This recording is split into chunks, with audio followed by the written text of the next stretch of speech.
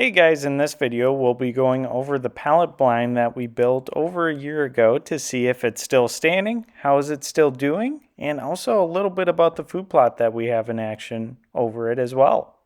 Now this blind that we created is out of 10-foot pallets that we cut down in order to shape it for this blind section because we were putting it into a brand new food plot that we cut out of all these trees in order to have a place for all the deer to come for a really nutritious feed. What ended up happening from this, not only were deer using this, but also all the other animals like turkeys, pheasants, groundhogs, etc. Starting off with the blind itself, we ended up doing 2 pallets tall by 1 pallet back. We also placed in a wood stove a little bit later, and that's pretty much where the money came from. Is the stove itself was free because we had it on hand, but we had to buy the tubing to vent out all the smoke and such. Everything else that we had in there was pretty much already acquired or free. For this pallet blind, it is a very simple concept. So we just had 2 tall and then we used some extra boarding to kind of put them together and just strengthen it up a little bit. Though it's very protected from wind, so it wasn't a really big issue for us of it getting blown over or anything like that because it has trees all around it. Besides that, the next thing that we wanted to do is make sure that it wasn't going to get rain in it, or if it did get rain in it, it wasn't going to be a lot of it. We ended up using a couple different tarps that we had because a few of them had a couple holes in them just because they were tarps that we didn't want anymore, so that's why we're using them for the deer blind. We used some pretty big wood screws in order to put all these blind sections together. That way it wouldn't be coming apart really easily. And then we also cut out shooting holes and used some old rubber mats that I had to be placed over the bottom of the shooting port. So if you lay your gun on it, it's not directly on the wood. It's going to be on the rubber mat instead. And just for some added protection, we had a few shingles remaining from a roofing project that one of us had. So we placed those on the roof as well. Do they do a lot? Probably not, but it's better than nothing. Now, since this was a cheap project and there's not a lot of wind to have issues with, we didn't put an actual door on the back. So that's the reason why it's just kind of cut open so people can kind of come and go pretty easily, though we should probably end up putting a door on there. For the food plot itself, we cut down all of these trees because these are growing up and they're dying off because they have some diseases that are running through them. This particular section has probably about 400 yards by probably half mile of these trees.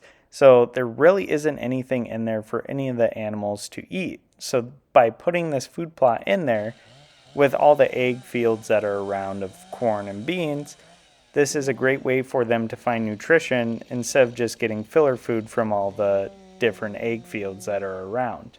For deer specifically, this is something that we found to be really good for them, and it really shows because a lot more deer are coming to this area around this time period, or even during time periods that don't particularly matter because we're not hunting them in like spring and also summertime, because they're getting a lot of nutrition out of this food plot from the radish, clover, wheat, etc. And we also have a mineral and salt lick out there for them as well. We have had over 5 different bucks come through and over 10 does with multiple fawns coming through as well. For comparison's sake, for previous years, seeing 1 or 2 bucks would be pretty average, and then also a couple does, maybe a fawn or 2 is kind of average. So seeing that increase that amount already is a massive tick up.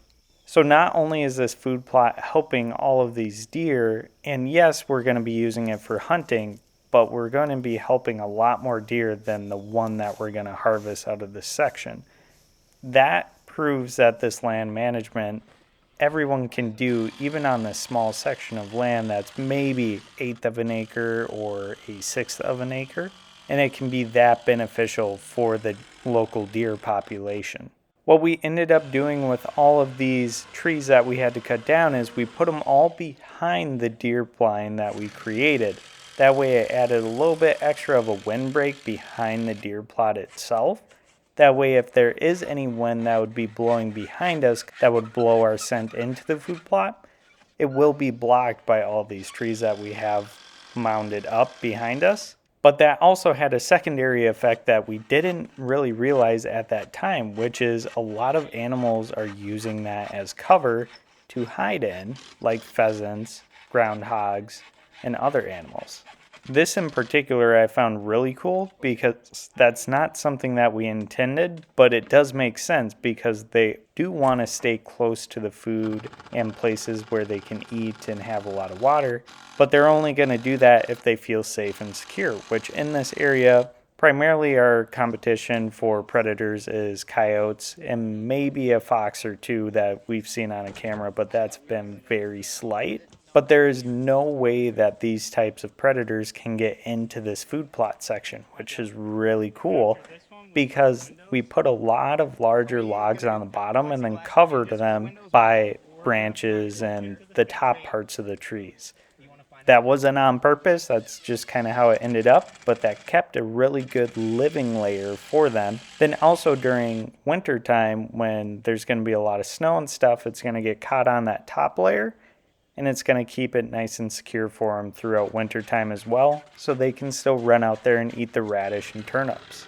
Overall, the deer blind itself is doing really well. There's not many things that I would change on it. I would love to put on a door on it, but that is something that would be an added cost, and do we really care to do it? Probably not. Maybe the main thing is, now that we've had a year of hunting through it under our belt, is bigger shooting ports for the blind. Is this something that we're going to change for this season? No. But we might change it for the following season if we find that to be an issue again. Most of the time the deer do travel in front of the shooting lanes anyways, but it would be nicer to have them a little bit bigger overall. The only other change for the next one that we do, if we do end up doing another one, is I would like it to be a bit deeper. Right now it's roughly 4.5 feet deep by 10 foot long. Now this seemed perfectly adequate at the time, and it is just fine, but it would be nicer to have it maybe around that 6 to 7 foot deep. It allows you to put a lot more things down. You can move around a lot more easily within it. Now, if you guys have any thoughts or questions, please leave them down below, or if there's any ideas that you guys had for making really cheap blinds as well, put it down there too. If you want to see the whole DIY build, we do have it on the channel, so you can go right through it, see exactly what we did. Though it is very simple design, and you can break it down very easily as well if you ever needed to. Thank you guys for watching, and we'll catch you on the next one.